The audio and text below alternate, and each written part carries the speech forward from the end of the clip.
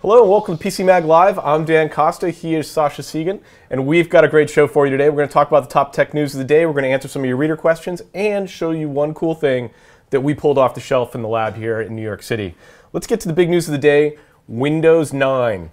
We hear now that Windows 9, codenamed Threshold, which was a fantastic show that should have been on the air, is coming in 2015, and that we're going to get our initial details on Windows 9 at the Build conference in just a couple of months. Are we surprised? Windows 9 so soon? Well, a lot of this information is coming from Paul Thurrott's Supersite for Windows, which has always been a big Microsoft following blog. And he says that only 25 million people are using Windows 8.1 right now, that Windows 8 is a market disaster, the proportions of which have not been revealed, and basically Microsoft's going to Vista it. Yeah. Basically, they've decided that, okay, Windows 8 is the new Vista, and they need to do a new Windows 7, where they basically tack back around the errors that they made in Windows 8, in this case, dividing the Metro side and the desktop side, recreating a unified interface, restoring the start menu, letting you run Metro and desktop apps side by side, and hopefully synthesizing everybody's complaints about Windows 8 into a new version that has the success that Windows 7 did instead of Vista. So they're really going, I mean, they're taking a step back. I mean, they're all the hints, Microsoft won't comment on any of this, but the word is that they're definitely going to take a step back, and they're trying to figure out what features they need to deliver in Windows 9 in order to make it a success. I think I mean, just dividing the Metro interface from the desktop interface, I don't think that's enough. I think they need some new features, some new functionality, and I don't know if they know what that is. Yeah, I mean, Microsoft's real challenge with full-fledged Windows right now, and still, is the input divide between the typical keyboard, mouse, desktop PC paradigm, which they have to support, and this new world of touchscreens. And that is what they're struggling with so hard. They haven't found the solutions to. And frankly, no one has created an operating system which works equally well in both modes. Yeah. Okay, Apple has given up on that. They're not trying. Okay, Google is not trying. Chrome is one, Android is the other. Android-based desktops all suck. So no one has cracked this nut of how to have one operating system experience that works across these very disparate input modes. I would suggest that that may never happen. I mean, how you use a desktop computer with a keyboard and a mouse, that's not going away. How you use that interface is going to be very different from how you use a smartphone interface with one hand and a touchscreen. It's just, they're very, very different, and I don't know that they can be unified. And now also at Build, we're going to hear about the next version of Windows Phone. And now let's take the idea of the next version of Windows Phone with what Julie Larson-Green from Microsoft said about getting rid of Windows RT. And do we start seeing a world where Windows 9 is just a desktop PC operating system, and this new Windows Phone, Windows RT thing becomes, in 2015, Windows Phone 9 becomes the touchscreen OS for Microsoft. All right. Look forward to all that in 2015 and us figuring this out throughout 2014. Also in the news, a panel of Virginia judges are going to unmask, or are trying to unmask, Yelp reviewers. You know, this has been a long-term controversy. Yelp allows for anonymous commenting, anonymous reviewing. There are business owners that are complaining about this because they can't identify these people that are slamming them online. This panel of judges is saying that, you know, if a vendor can prove that there's something fishy going on, that they can unmask those Yelp reviewers. This is a big shift for how Yelp works. Yeah, I mean, I sympathize with the vendor here, who is this carpet cleaning business, and they think, or claim to think, that some of these reviewers are fakes.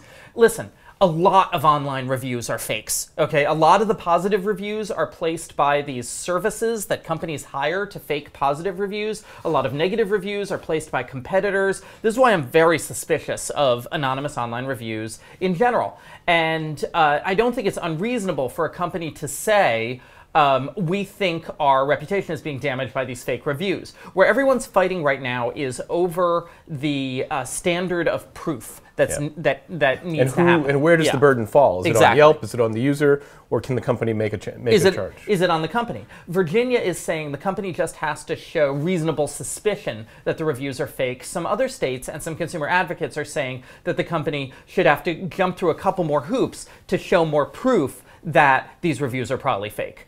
Finally, and this story actually broke on Friday. You weren't here. I wanted to talk to you about it because I know you have strong feelings about it. Uber, the car service company, which I'm a big fan of, you not so much, But it is an expensive service. They have announced that they are going to deliver transportation in 16 cities that is the cheapest transportation option throughout the city. Cheaper than standard cabs. Not in New York. Cheaper than ride shares. Not in New York. But 16 cities, including Yes. San Francisco, Seattle, Los Angeles, Phoenix, Orange County. So big metropolitan areas, just not in New York City. That's a major shift for them. And, I think the cheapest ride is the cheapest ride. That was your number one objection to them.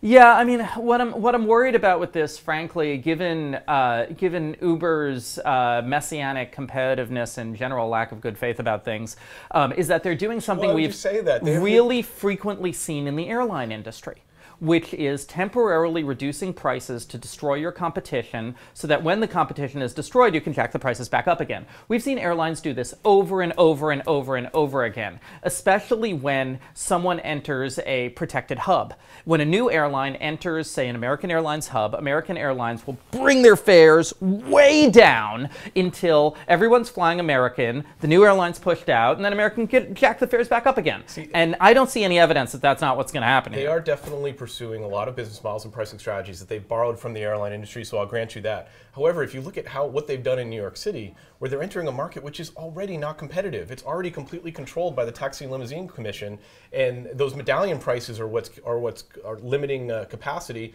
They are disruptive in those markets, so I think they are being competitive. Right now, you're afraid that they may eventually become uncompetitive, but right now they're competing with these markets and actually offering consumers another choice. Well, they are offering consumers another choice, absolutely, I agree. But what I've always disagreed with about Uber is their marketing that they can be transportation for everyone when they are transportation for the elite. If they market themselves as, the alternative to high-class car services for people with a wallet full of dollars, that's great. I think it goes unsaid.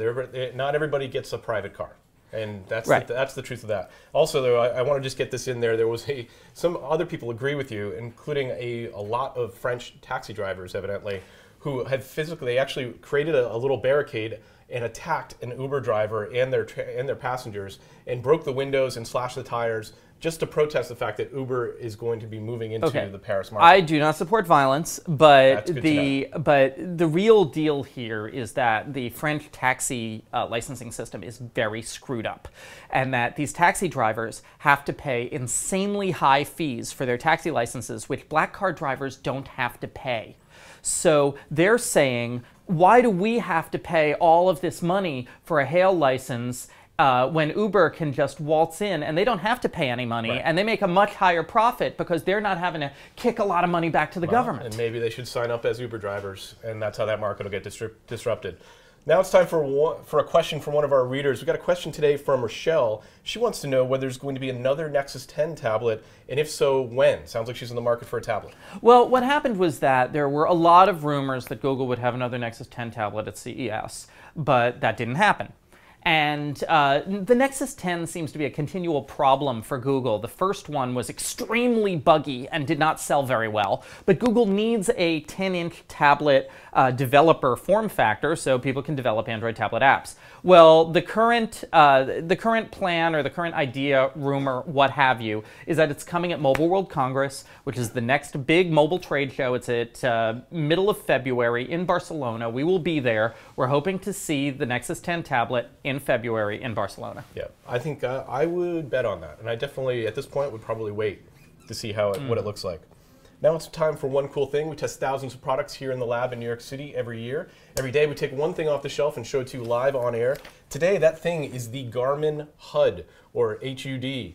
And this is a heads-up display from Garmin. We wondered what was going to happen with the GPS market because everybody's using their phones to navigate.